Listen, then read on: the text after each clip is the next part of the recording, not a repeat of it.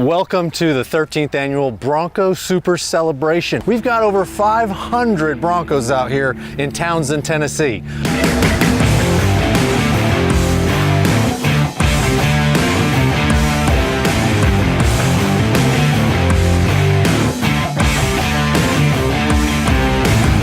This 1974 Ford Bronco called Hi-Ho Loco.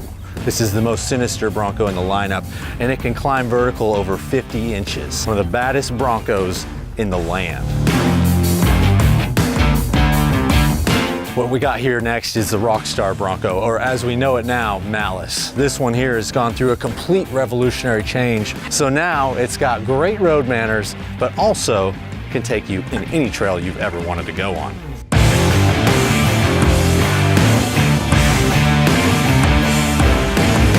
James Duff's 1996 full-size Bronco here with the TTB completely removed, and now it's got a solid axle swap Dana 44 underneath of it.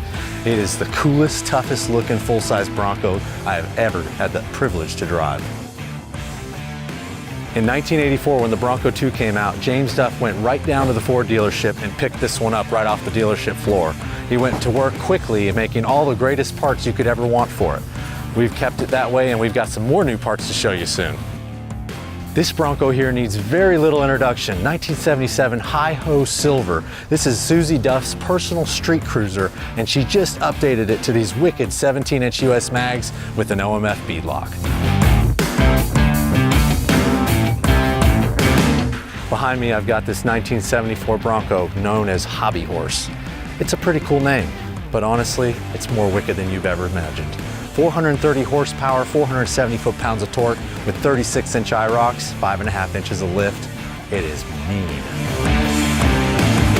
The one, the only 1966 Ford Bronco, the Pony Express.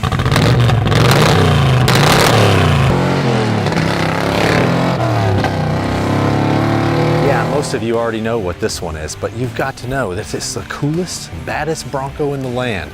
Not only can it go fast, it can kill any hill on the sand, and it's way ahead of its time. That's our lineup here at James Duff. 9 different Broncos in the booth, over 85 feet of not only great rides, but awesome products. Hope to see you all next year at the 14th annual Bronco Super Celebration here in Townsend, Tennessee. See you next time.